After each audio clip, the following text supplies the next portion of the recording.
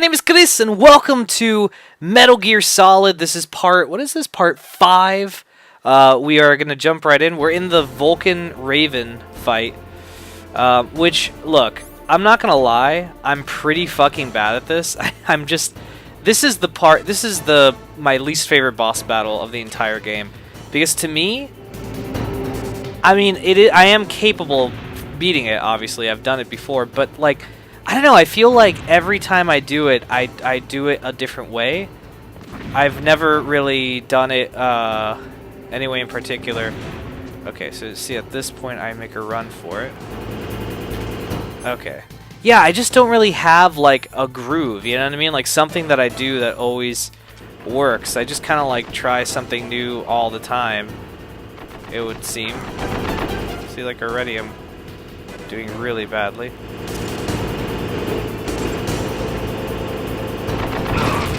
I mean, essentially, I just try to stick it in the hole. Did I do it? I don't even think I threw it.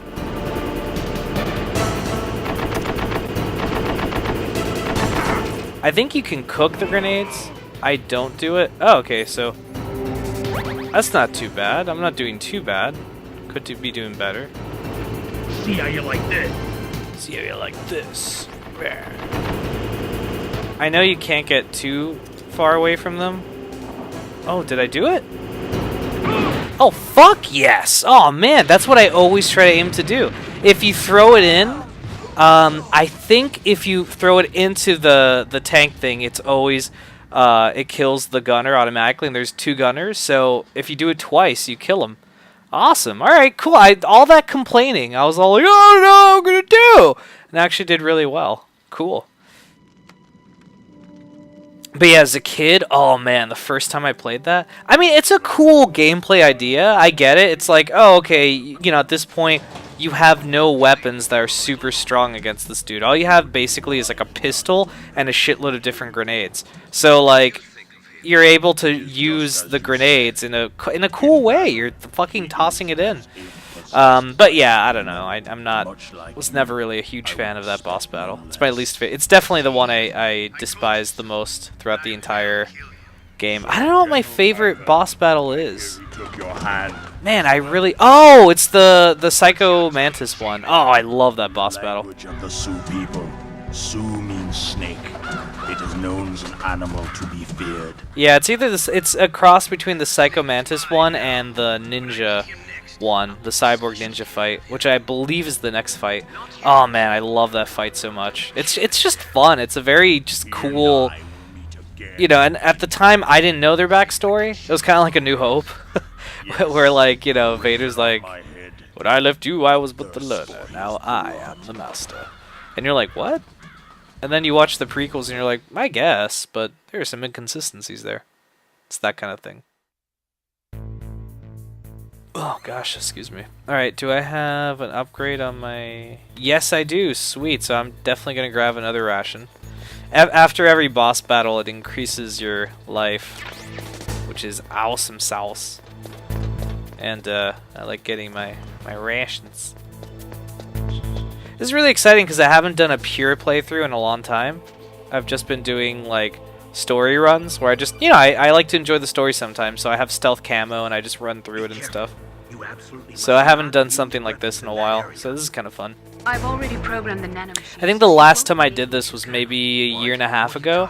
I bought the Japanese version. I bought Metal Gear Solid Integral and the Japanese version of Metal Gear Solid, and I played through both of them to get all the stuff. This, by the way, this is just the English Metal Gear Solid that was released back in 1998. My favorite version of the game is Metal Gear Solid Integral, which is the re-release, kind of like how they had Subsistence and Substance and stuff. That was the re-release, and it was only a Japanese release, but everything's in English, everything, except for the item descriptions. But if you're getting a re-release, you know what you're doing, and it's my favorite version of the game so far. So if you guys get a PSN card, you could totally download it. That's what I ended up doing. I made a Japanese account, and then I'm just gonna slip here again. I don't want that dude to shimmy. See? He's like, what will I have for lunch this Oh.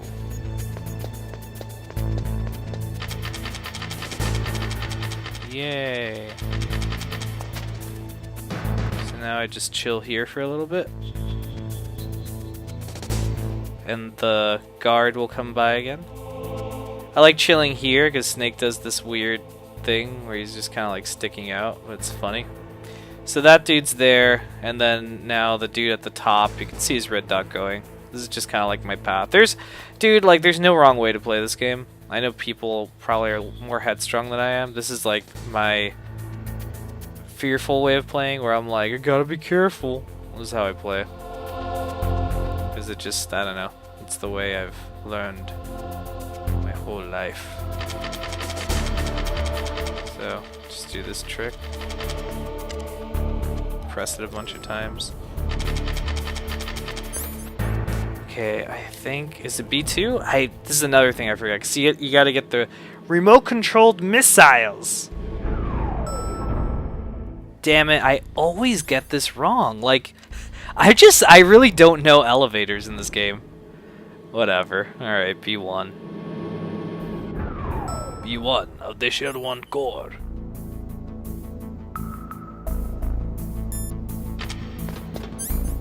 My pistol out, just...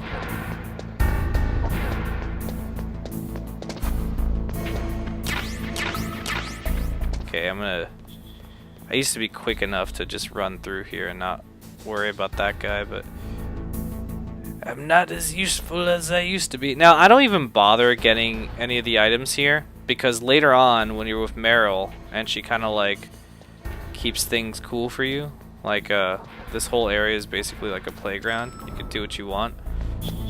So I just wait until then. So, fuck it.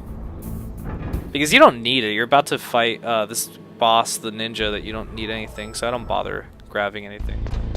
Okay, so here's another cool moment. Doo-doo-doo. He can't hear you though. There's Otacon. Before his introduction. Nikito. And now another. You're like, oh, fuck.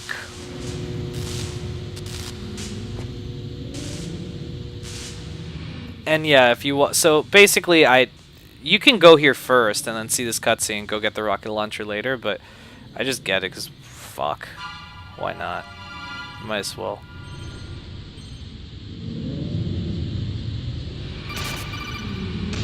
Oh yeah, you have to get this.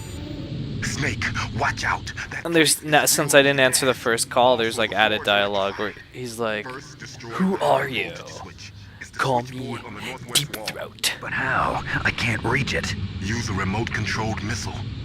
Okay, and I'm not pulling a race card or anything. This just, you know, like Darth Vader was Aunt Luke's father, and he turned out to be white and shit, and he was voiced magnificently by James Earl Jones.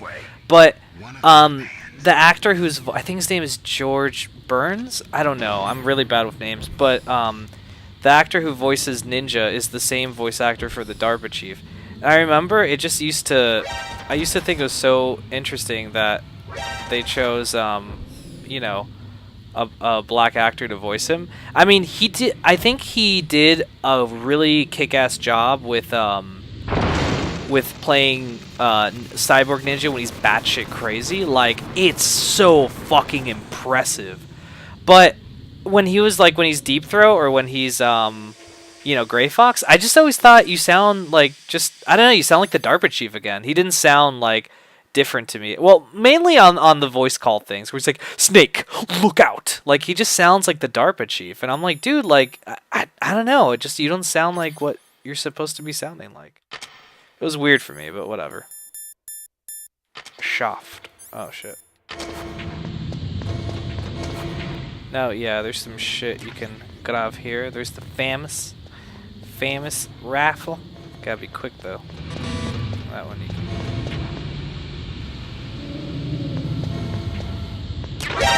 Shit. Okay. Ah, fuck. That, by the way, on the outside says they graffitied on it Hal's Lab. Like, total dick thing to do. Jesus Christ.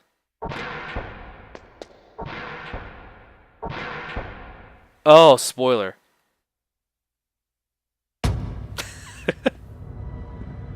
So it's funny, I mentioned him last episode, my friend Adnan brought this up that I thought was very interesting.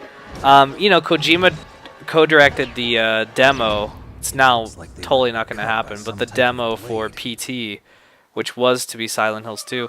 And he brought up a really good argument. He says, this is like totally Japanese horror. Like, just all that? And this?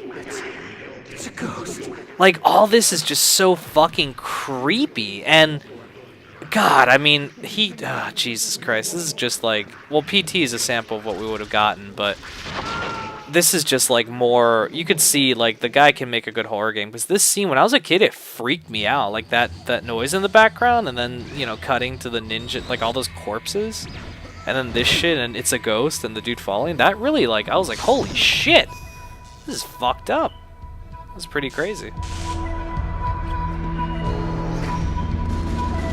Peace out.